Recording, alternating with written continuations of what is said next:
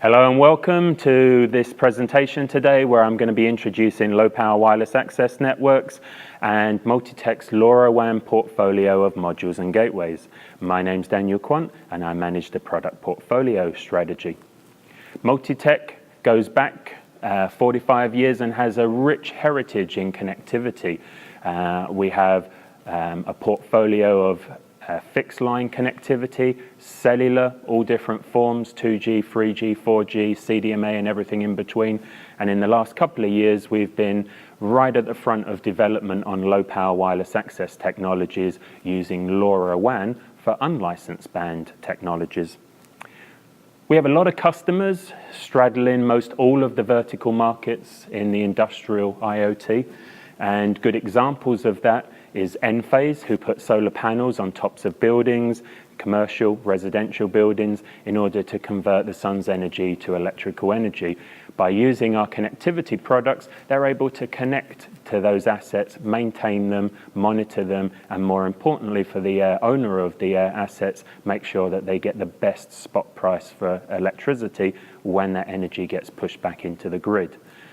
MultiTech does a lot of work with medical companies, and defibrillators is a key area of that. We have a number of design wins with defibrillators, Zoll Medical being one of them, where a patient can have the ambulance arrive and the defibrillator machine can be used, and those results and data can be sent to the ER room waiting for him when he gets there. LoRa has brought us into newer markets and enabled us to get more traction into some of those markets. And agriculture is a great example of that. WaterBit develops an asset that gets pushed down into the ground, and that measures water, and it measures fertilizer concentration and atmospheric conditions such as sunlight and heat and temperature. This is all about maximizing return on their investment with improved performance and yields, and it's all about reducing the environmental footprint that they take in the form of water, for example, and fertilizer. Last week at Mobile World Congress, we were pleased to have P&I on our stand demonstrating their world-leading smart parking application, which also uses our LoRaWAN equipment. So as I said, there's a number of key vertical markets out there in the industrial IoT, and the ones that we're seeing a lot of growth and we're very heavily focused around at the moment is agriculture, energy, and healthcare, and enterprises. And the enterprises is an interesting one because we see a lot of companies now developing industrial consumables that are manufactured by our customers and then deployed into a number of different facilities, and they're managed centrally and require ever different forms of connectivity. Here's a poll that was done by James Bream and Associates, and it asked, what applications are you working on? And many of you out there and ourselves, we responded to those polls. And as you can see, you start to see a lot of different verticals coming through. Now, the percentages don't add up to 100 because a lot of people are working on more than one thing at a time or intend to be. But what you see coming through over and over again is that industrial monitoring and healthcare are big applications, energy management, asset tracking, agriculture, fleet management, and of course the connected car as well. And so we're very active across most of these industrial IoT segments. And when I talk to the customers that buy our equipment and try to understand what they want from our products looking ahead, it's always the same types of things that I keep hearing. It's about battery life, trying to deploy these assets in a way in which they can be left for many, many years without being updated. It's about scalability, it's cost, of course. It's about in-building penetration and range. These are major issues now. If you can imagine, the low-hanging fruit has been connected now, but how do we connect those things that were just that little bit more tricky to connect? The kind of things that might live underneath your stairs at home, or underneath concrete basements in commercial facilities, or agriculture, for example, where sensors and assets might be located a long way away in a farm field under dense foliage, for example. Security is a key issue, of course, and ease of connectivity to the cloud and remote management, zero-touch onboarding is a key concern. But the thing that I hear over and over again is the fragmentation in how that customer's assets need to be connected back to the platforms and their business management systems. So when we look at connected wireless connectivity, at MultiTech we kind of see that in three different ways. We see the LAN technologies, some of which you're familiar in your own home, like Wi-Fi and Bluetooth, others a little bit more industrial, like wireless MBus or Zigbee or something like this. We see those as connecting assets in a fairly short range, a almost personal area or local area network. And there's a huge number of assets connected using those technologies. But when you leave that small area in which those assets can be connected, you lose connectivity. And in a way, cellular has been very successful over the last 10 years by continuing to connect those assets as they move out of that facility and take on a more wide area global role.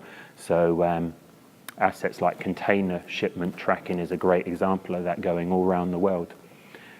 And then there's low power wireless access. Low power wireless access at least started with a very unlicensed band approach. And the idea here is that the data rate is quite low, the frequency of connection may not be so high, but you can connect these assets over wide areas. Essentially, low power wireless access paradigm shifts the LAN and the cellular model, because you're able to invest in the technology, much like you do with LAN technology, which is a very CapEx-oriented investment. I go to the shop, I buy a Wi-Fi access module, I bring it back to my house, it works for many years, and I don't have to pay anything else to have those assets connected to that access point. But it gives you that wide area connectivity that generally comes with a more OpEx-centric model in cellular.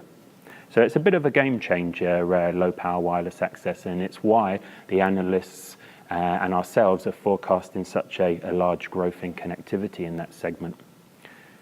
Put another way, you can't always have your cake and eat it. Sometimes you need to be able to compromise with the fundamentals in life that you're presented with, a classic engineering trade-off, if you like.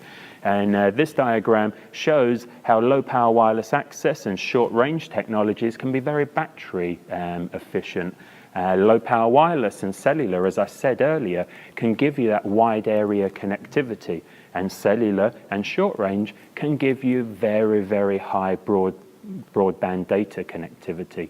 In an ideal world, you could have all three sides of this triangle. Typically, any one technology can only provide you one or two sides of this triangle. And so at MultiTech, we bring these technologies together in different formats, like gateways, for example, where you get all three parts of this triangle in order to connect your assets and backhaul the data to your business systems. So let's have a little more at low power wireless access. So the way in which MultiTech classifies low power wireless access is that it must run on batteries for many, many years, typically 7 years. The kind of data throughput on these devices is kilobits, perhaps hundreds of bits maybe. It is not megabits per second.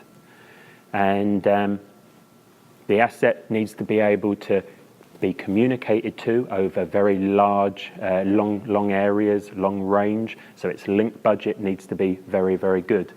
It also needs to be able to be scaled. into the market very cost efficiently, and that in-building penetration as well with that link budget is essential. And of course, the security around that technology needs to be up to snuff, able to get the job done without adversely affecting that power performance ratio. Now, historically, this wide area connectivity in wireless was always obtained through cellular. And in many ways, that isn't going away, right? If we look at all these artificial intelligence and VR headsets that are being promoted at the moment, I mean, this is the fertile development and innovation ground of 5G. This will be ultra broadband connectivity of gigabits per second. So that market continues to take off. And of course, any one of us who has a smartphone wants that smartphone to be quicker to connect and faster to download the content that's on there. And for the same reasons, we want our car to be connected and we want infotainment systems in there. So broadband connectivity is by no means going away. In fact, it's growing very fast. Broadband LTE connectivity is about 10 million units for industrial IoT at the moment, and is forecasted to grow up to almost 100 million over the next 5 years or so. So it's a growth market. But what we see in many of the use cases is this migration towards low power wireless access, a technology that's forecasted to grow to almost 200 million units over the next 5 or 6 years. And we see that in smart agriculture, as I mentioned earlier on. We see it in facility and building management and smart cities. You will start to see it now in wearables as Cat 1 and Cat M particularly this year starts to make its debut. And you start seeing it even in more conservative industries like oil and gas, industrial connectivity, and even medical products. And why is that happening? Well, when you look at the spider chart of the technology strengths, mobility and high data rate is paramount to broadband LTE connectivity. But for low power wireless access, that's cost, link budget, and battery performance. And these are all very, very strong characteristics that are driving this industry now. If we look at some of those applications that are coming through now and the growth in some of those applications, a little bit like that chart we saw earlier on, we see logistics and asset management being a huge growth area in our business. And that's not just fleet transportation systems, but that's also industrial control of machinery, the bread and butter of what's been put onto the cellular networks over the last few years. But not all of that needs to use that kind of technology. When we start looking at different types of applications like energy production, asset management of real-time control, and logistics, we do see that cellular is a great connectivity choice for that. And for those reasons, MultiTech is heavily invested into Cat M and narrowband IoT, some of which we were demonstrating on stands at Mobile World Congress last week. But when you start looking at other segments of this business, like environmental monitoring, smart buildings, managing asset movement from one delivery center to another delivery center and making sure that those assets haven't seen too much vibration, temperature change, pressure change, and metering, of course, you start to see applications which are just fundamentally suited to unlicensed band technology. So for MultiTech to be able to provide those multiple technologies to its customers that can address all of those use cases, even within low power wireless access, we very much have a licensed and unlicensed band strategy. Looking a little bit more at unlicensed band, we have LoRaWAN, a technology that MultiTech has invested in now for about 2.5 years or more. We were founding members of the LoRa Alliance about 2 years ago, and we've developed over the last 2.5 or so years a very impressive portfolio of gateways and modules. And you see a little few of them up here on this diagram. So the way in which LoRaWAN is architected is that there are assets on the edge. Those assets use a star network to connect into a gateway where that data is concentrated and then sent to a network server, which can then provide access to that data from cloud platforms and back-end business servers. MultiTech develops the modules at the edge. They physically touch the asset that they're soldered into. That could be an agricultural product, or it could be environmental sensors. We develop gateways for a number of different environmental environments that can enable you to directly connect to the network server that you want to talk to. And we also even put the network server inside the gateway so that the data can be directly connected to a cloud platform. We have a number of partners in the industry.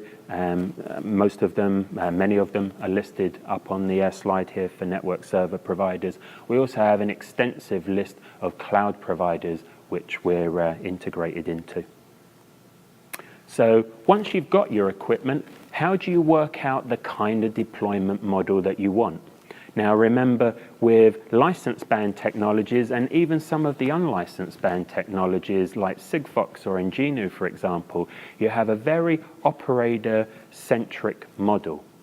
And that I refer to in this slide as a public deployment.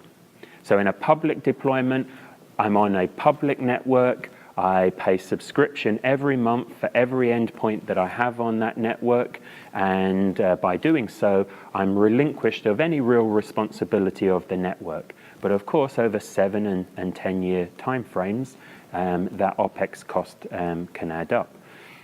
If my assets are distributed all over the place, for example, metering in homes and businesses in every village, town and city in the country, then going with a public network is the right thing to do. That network is provided by somebody else, and all of my assets, even though they're spread all over the place, can connect through that.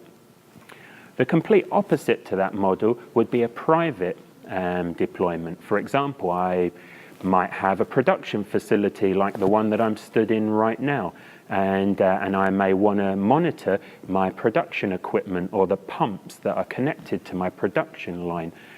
I only have assets in this building. I'm not looking to connect assets all over the country, so I can buy one gateway and I can put that gateway in my facility, and I can connect a number of different assets in my facility through that gateway, and even the grounds around my my facility, because of the deep in-building penetration and range that I get out of a LoRaWAN gateway. And that very cost effectively enables me to connect those assets with what is essentially a pure CapEx model. I buy the equipment, I install it, I connect it, I reap the benefits for many, many years. There's this middle ground that's been emerging in this technology now over the last year or two, where enterprises want the best of both worlds. They want to be able to have that CapEx intensive model where they buy the equipment and don't have necessarily all those OPEX charges, but they want that flexibility to light up a number of different locations where they maybe have clustered assets. For example, they might sell industrial equipment into shopping malls or convention centers or something like this, and they want to light up all of those areas. They might be doing cattle farming that includes large geographical areas, which they're trying to cover all of those areas, and they may have them dispersed in different places in the country. And so by taking the benefits of that CapEx strong model, and by perhaps creating their own private networks, they can reduce that OPEX and get the best of both worlds. In order to set up those networks, they're going to need a LoRaWAN gateway. And MultiTech has the industry's broadest selection of LoRaWAN gateways. On the left over there, we see the access point, the gray gateway. This one is designed for commercial environments like shopping malls, office blocks, convention centers, hotels, and residential buildings, for example. It's designed to go above roof tiles, like the ones that are above me here, so that they're hidden, but they give you extremely good in-building penetration. So you can imagine a small number of gateways like that in a hotel that maybe is 20 or 30 stories high enables you to connect that entire hotel and all of the assets that might be connected in there. Everything from soap dispensers in the toilet to the mini bars to the heating and ventilation system. The blue gateway we've been shipping now for over 2 years, phenomenally successful. I literally see these everywhere I go. Last week at Mobile World Congress, all 3 finalists of the IoT Challenge used that gateway. So it's a very popular, well-used gateway in this industry.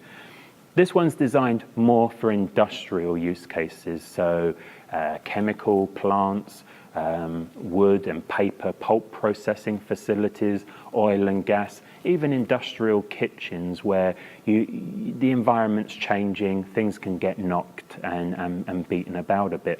So this particular blue gateway is made out of metal, it's very robust.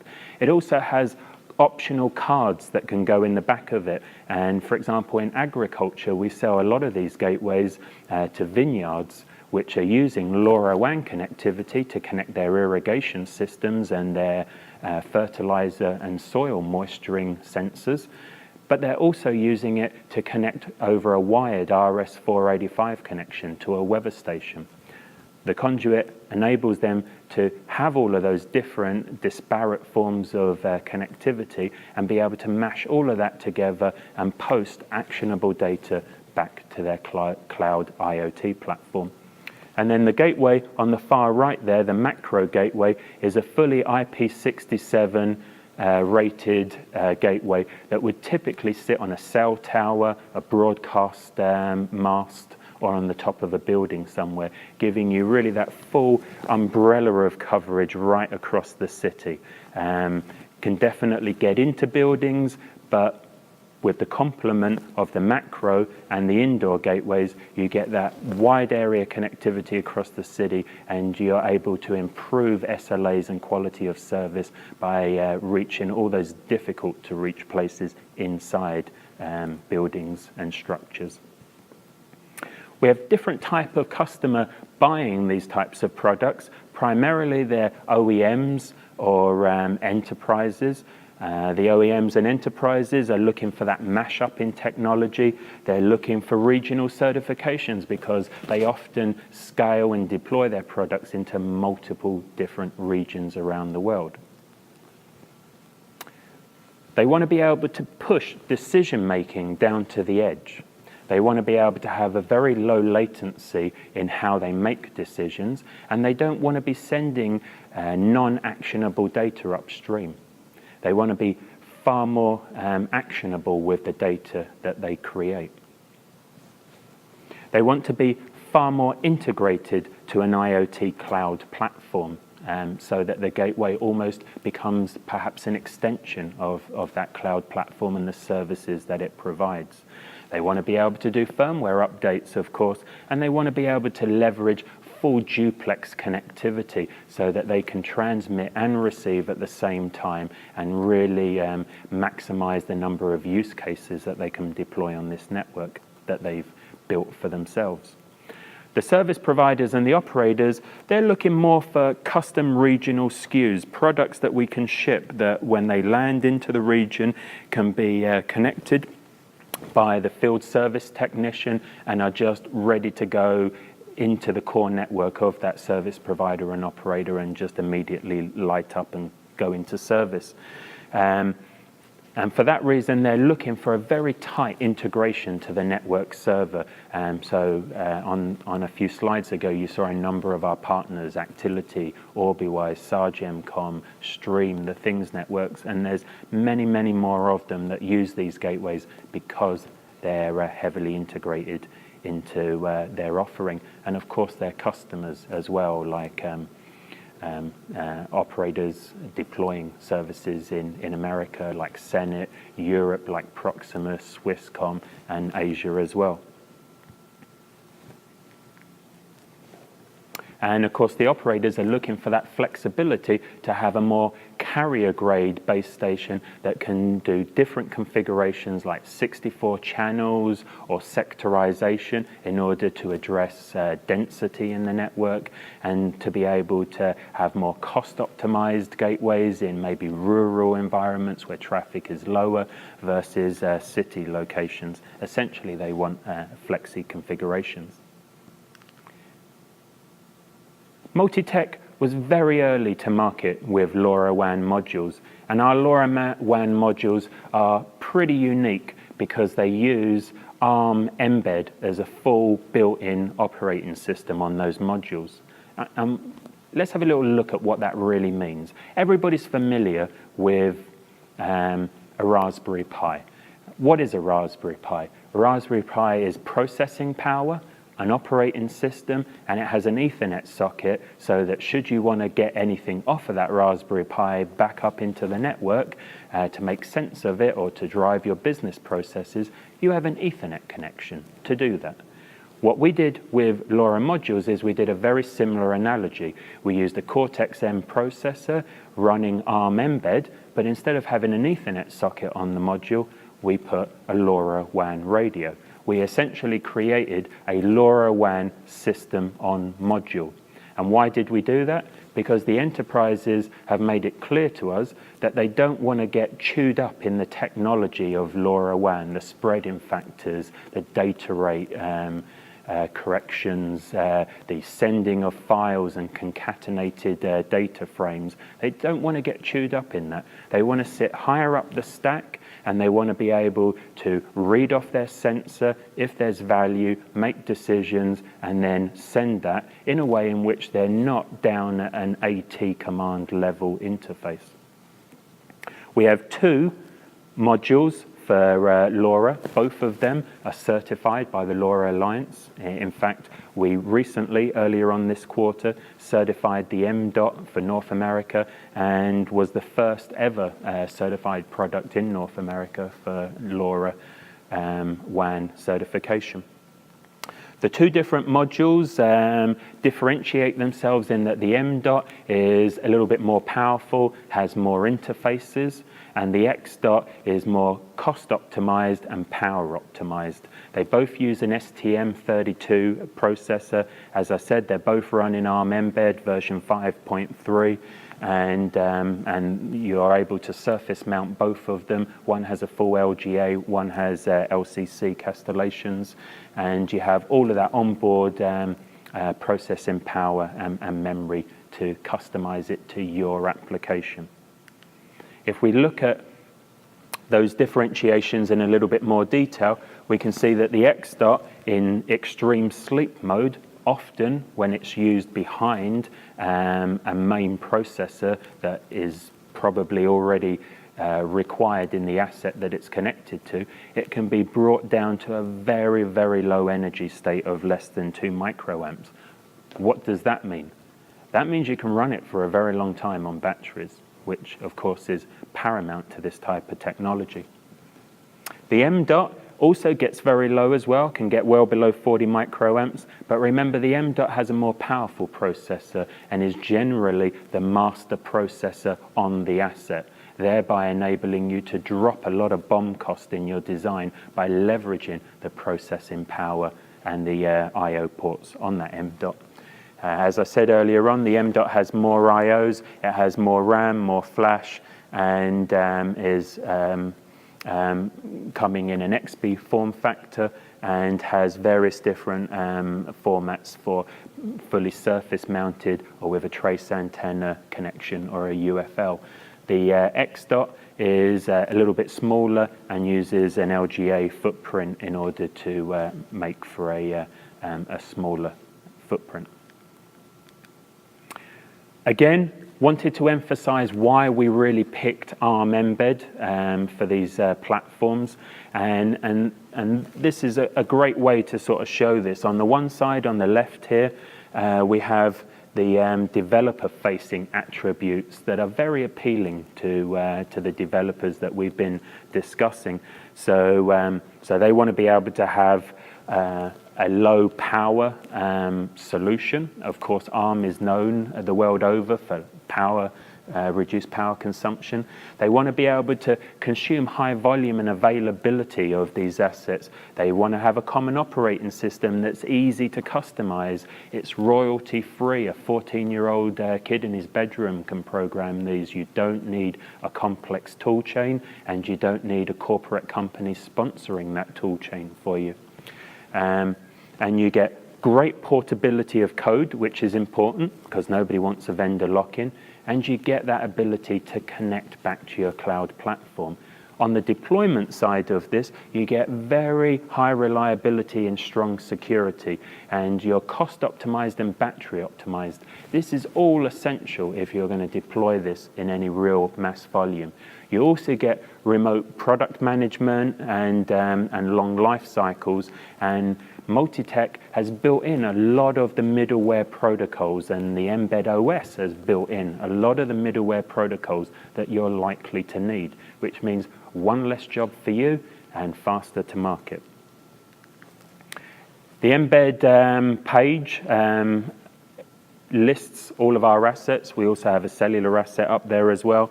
It's very easy to get a lot of documentation off of this website and be able to create your design. You can do it online, or you can do it locally on your PC. So it's a great resource in order to get all the information that you want and very quickly start building custom applications with the code and the libraries that we've put up there. Once you've set up a network, how you test that network? One gateway, a number of gateways, a whole network, how you test that? Well, we have a product called the mDot box. Unsurprisingly, it uses our mDot and is essentially a reference design around our mDot. It has a number of sensors built into it so it can send data upstream, but it also has a site survey tool which enables you to be able to drive or walk around a building or a smart city or an agricultural environment and start doing sweeps at different codecs and data rates in order to figure out where you've got good connectivity, marginal connectivity, and where you have white spots. In a small implementation, that means you could perhaps augment the location of the gateway, stick it up another couple of meters so that you don't get building shadow maybe, or get above the leaf line, the tree line around you. Or inside a building, you could maybe move it to the other side of a building where you perhaps get good cellular coverage for backhaul, but where you also get good LoRaWAN penetration into all the locations where you have assets. We even have a Google Maps environment where you can overlay that onto Google Maps and really visually see where that connectivity is great and where those white spots may exist. So privacy and trust is essential to build out the Internet of Things, and those analyst forecasted numbers are not going to get there in the time frame that they've indicated unless we really embrace security, privacy, and trust in all aspects of the products that I showed you today. MultiTech is well ahead in achieving that with asset authentication. Last week at Mobile World Congress, we were showing gateway authentication. We're also prototyping a number of different approaches to address secure boot, firmware updates that are digitally signed from us so that you can securely boot off of that and know that it came from the source that you imagined that it came from, that nobody was in the middle tweaking that. All of our products now feature tamper-resistant components, so if anybody does get physical asset to the device, they're limited by what they can do. We're also looking at different mechanisms to do zero-touch onboarding and secure provisioning of devices, and of course encrypting that data. Even creating private routing and firewalls so that you can have your assets connected through a cellular network allocate private IP addresses to your assets, and then have private routing and firewalls that only enable your IoT platform, our DeviceHQ management platform, your data center to get into that network. So you're leveraging the internet, but you're creating a completely private network within that cannot be compromised.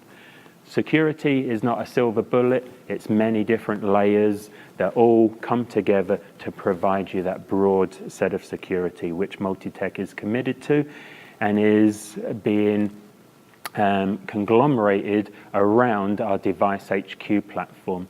For those of you who haven't seen DeviceHQ, I recommend you to go out there and take a look.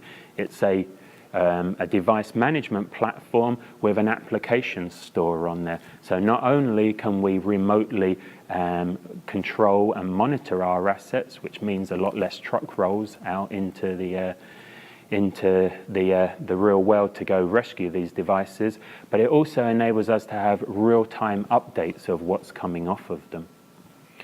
The application store enables our customers to have custom applications that sit in our assets, like our gateways, that can manipulate data and format that data for the cloud platform or the data center that they're sending that data to. This is very powerful when it comes to zero-touch provisioning of assets, because this means our customers can go to overnight online e-stores and buy our equipment. They can buy it through distribution. They can buy it directly from us. And they can get hold of that equipment literally overnight. And then with the software that they've uploaded into their DeviceHQ account, they can push that down directly into their gateways and customize that gateway. Normally, a company has to buy those assets, receive them. A well-paid developer has to go in there, configure all of those keys, configure all of that application software and settings, pack it all back up into the box that it just came in, and then send it halfway across the world to be physically installed into a facility. With DeviceHQ, that stage can be completely eliminated with low-touch, secure provisioning of the asset at the point of activation. Thank you very much for listening to this presentation about low-power wireless access and Multitech's LoRaWAN portfolio of products.